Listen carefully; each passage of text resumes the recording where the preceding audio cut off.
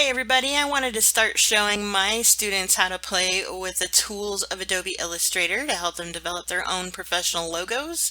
So in this video, I'm going to demonstrate the text tool and some of the features you can use to modify text as needed. If you are not in my class but you still want to learn the text tool, then this video is definitely for you. So let's get started by opening an 8.5 by 11 artboard so that we can demonstrate multiple text examples on the same canvas. Here on the home screen of Illustrator and at the center of the screen, you can see a template all ready to go called Letter. Let's go ahead and click on that. And you'll see that Illustrator automatically opens up an artboard, but I just want to double check and make sure it opened up the correct size. So let's get the rulers up so that we can double check the size of this artboard. So rulers are found under View in the menu bar. Go all the way down to Rulers, and that little side panel has Show Rulers. So we can see the rulers at the very top of the screen as well as the left side. However, the units are in points instead of inches. So us interior designers in the USA, we like to use inches. Simply right-click anywhere on the ruler itself to open up the measurement panel. And here are all the different measurements you can choose. If you're outside of the US, you're likely going to go with millimeters or centimeters, but we are going to go ahead and choose inches. So I wanted 8.5 by 11, so here the paper starts at 0 and it goes to 8.5, and over here it starts at 0 and it goes to 11. So I think it gave us the correct artboard. Good job, Illustrator, and good job to you guys. Remember too that I want to work in the Essentials Classic workspace. That way I have the extended toolbar on the left and the drop panel I want to work with on the right. So if your screen does not look like my screen, go up to the top right of the Illustrator window, find the workspace icon next to the minimize button, click on that, and choose Essentials Classic. Now your screen should look like mine, and now you will not be confused when you're starting to learn some of the things I'm about to demonstrate. So let's talk about text, baby. Let's talk about you and me. Let's talk about all the good things and the bad things there may be. Let's talk about text. Alright, I'm starting to show my age and starting to get a little inappropriate, so let's try to stay focused, shall we?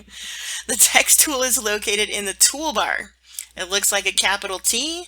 Remember, you can hover over any of these buttons and it'll give you a short little video demonstration on how to actually use the tool. The text tool can be used in a couple different ways. There's the drop method and the text box method. The drop method is where once you click on the text tool, you should see that your cursor changes into what I call the text cursor. Simply click anywhere and the text tool will drop a small set of sample text. Yeah, I don't know what that language is. Sometimes these software developers have strange senses of humor. I kind of call this the gibberish text. But really, the sample text is designed for you to see the size, the spacing, and the typeface that you are using. Typeface is just a fancy term for font. The idea behind this method is to place it, and then you can adjust it however you like. So that's the first method. With our cursor still in text cursor mode, the text box method is where you're not just clicking once and letting go, you click and drag out a text box. Get it to the appropriate size that you're looking for and let go of your mouse and it will automatically fill with the gibberish language, and then you can adjust the size of the text box as you see fit. Either method works. One may position text better for your purposes than the other, but there's no right or wrong about which one that you decide to choose. So before we move forward, I just want to show you one thing. If we click on the black arrow over in the toolbar, you'll see that it highlights with blue and you see these little grips. Now if you size a text box so that it's too small for the amount of text that's in it, you're going to get this little red box, and that's kind of like a little error and signal to you that, hey, there's more text, but we're just cutting it off. So anytime that you see that red box, make sure to either pull your text box out or down until you see all of the text that's inside. Once all the text is showing, that little red box disappears. If you want to change the text, you have to have the text tool highlighted or activated with your cursor, and you actually have to highlight the text in order to change it. Many interior designers use their name in their logo of the text, so if I want to change from the gibberish language to what I'm actually going to use on my logo, which will be Mackenzie Interiors, make sure that you highlight the text, and now you can start typing and making the necessary changes that you want to have. So there's Mackenzie Interiors. Use the black arrow to click off of the text box to deselect it. So just to demonstrate that with the drop method example that I had, sometimes you have to click on the text box to say, hey, this is what I want to work with. Activate the text tool, and then come in and highlight the text, and now you can change it. So again, change only comes from highlighting. And then use the black arrow to select off of it. I'm going to zoom in a little bit using Alt and my wheel on my mouse so that we can see things a little better.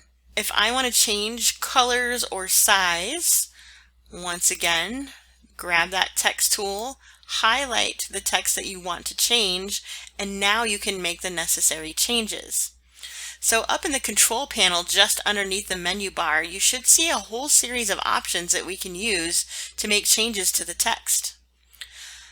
The first two things I want to point out are on the very far left, where you see two boxes. One is black and one has a white box with a red slash. These are your color choices. The first box is your fill box, and that is what fills the main color inside of the text itself. The second box is what we call the stroke. It also means outline. So if your text is going to be outlined with a different color, that's where you go to do it. Anytime that you see that white box with the red slash, that means no color is chosen. So there is not currently a stroke or an outline to this text. Click on the arrow next to the black box, and you'll see the default colors that Adobe Illustrator comes with. So feel free to choose any of these colors. You'll notice that your highlight kind of changed to the opposite color of what I chose. Like I chose light blue, and this is now highlighted in orange. If you want to see what your text looks like, you have to use the black arrow and kind of like click off of it so that you can see the changes it made.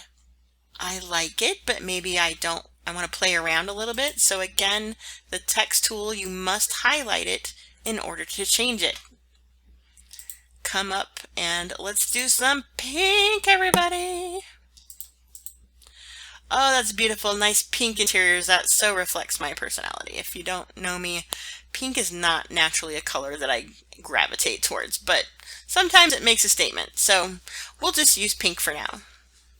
If you want to select a more customized color, that's what the color boxes are in the toolbar down below.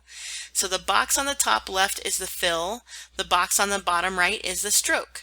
So you can see that when I changed it to pink here, it changed it to pink here.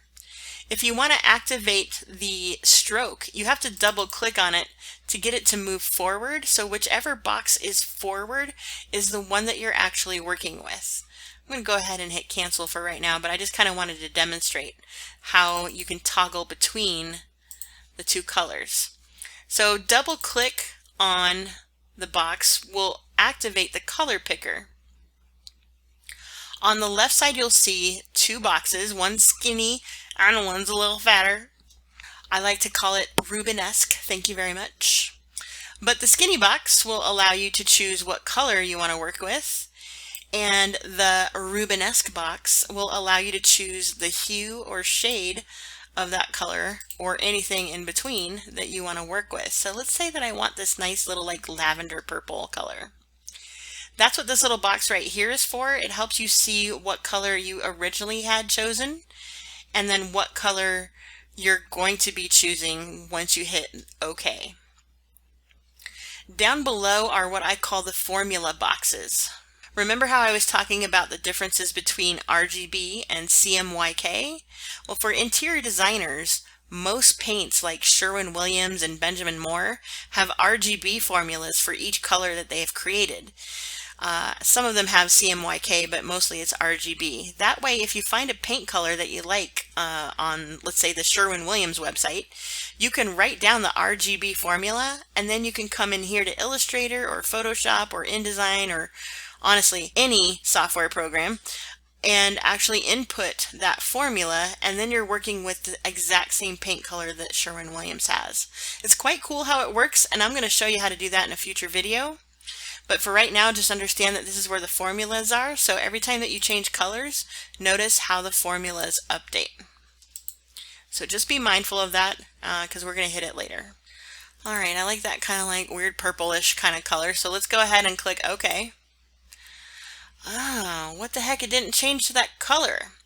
This is demonstrating a very important behavior that you need to understand about Adobe Illustrator.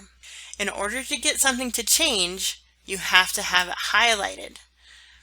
Otherwise, what you're doing is you were setting it up to draw with that color the next time that you put text down. So if you change it before you create text, then the text that you're about to create will be that color. However, if you put the text down first, the only way that you can change anything about it is to highlight it and then come to the color picker and then find that color that you wanted to work with, something kind of like that, and then click OK. And now with the black arrow, we can see that it updated that color. So just be mindful of that. That happens to students a lot. They get a little frustrated with Illustrator because it doesn't make sense. They're changing the color, but it's not updating what they want. Software, it's a 2-year-old. You have to kind of tell it specifically what you want it to do. So, hey, Illustrator, I want this text to change. Let's make sure that we highlight that text because you're a 2-year-old and you have to be told which text needs to be colored, and then come back to the color picker and then choose the color that you're looking for. Hope that makes sense for everybody. Just to keep these videos a little bit more on the short side, I'm going to go ahead and create a second video for the text tool, and we're going to continue learning about all the different features up in the control bar, as well as a couple more text tools for you to look at.